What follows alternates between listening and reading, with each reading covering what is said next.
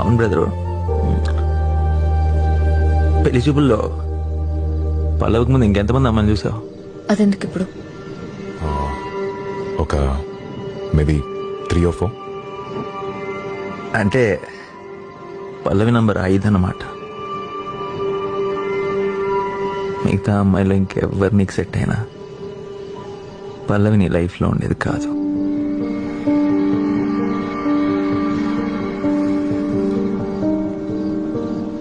పల్లవి నీకు ఆప్షనే తప్ప చాయిస్ కాదు. కానీ నేను అలా కాదు బ్రదర్.